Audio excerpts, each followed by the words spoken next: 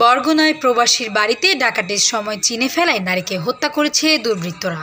বুধবার রাত 10টার দিকে এই ঘটনা ঘটে। নিহত নারীর মোসাম্মদ ফাতেমা, তিনি বরগুনার বমনা উপজেলার ডোয়াতলা ইউনিয়নের ৩ নং ওয়ার্ডের উত্তর কাকচিরা গ্রামের জমাদ্দার বাড়ির খোরশেদ জমাদ্দারের স্ত্রী। সকালে বিষয়টি নিশ্চিত করেন বামনা থানার অফিসার ইনচার্জ হারুন রশিদ।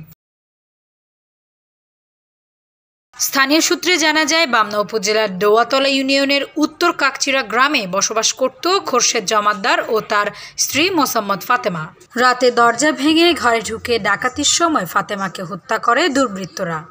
আমাদের ফুফু হয় সম্পর্কে আমরা যখন শুনতে পাই, তারপরে 11:30টার দিকে শুনতে পাই যে তার ছোট ছেলের ফোনের মাধ্যমে সৌদি থেকে সে জানানো হয় যে এরকম তার মাকে জানি কারা মারে রাখা হয়েছে এবং ঘরের মালামাল সব এদের জন্য এবং ডাকাতির মতোই আর কি, সব ড্রয়ার সব খোলা।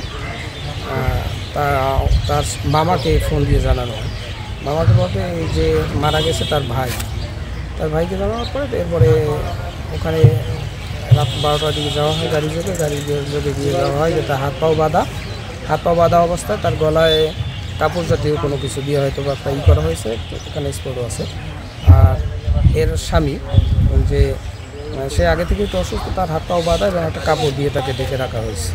সৌদি থাকে অনেক দিন ধরে এবং তাদের বিভিন্ন জায়গায় কিছু টাকা পয়সাও আছে এবং এই হয়তো বাসায় কিছু টাকা পয়সা থাকতে পারে, স্বর্ণ অলঙ্কার আছে। এই চিন্তা ভাবনা করে হয়তো তার ডাকাতির উদ্দেশ্যে আসছিল, কিন্তু তাকে কেন মারা হয়েছে বা কী জন্য মারছে তা তো আমরা বলতে পারবো না বা বুঝতে পারতেছি না। এই ব্যাপারে এলাকাবাসীর ধারণা, ডাকাতির সময় চিনে ফেলায় তাকে হত্যা করা হয়েছে। তার 2 সন্তান দীর্ঘদিন যাবৎ সৌদি আরবে থাকেন।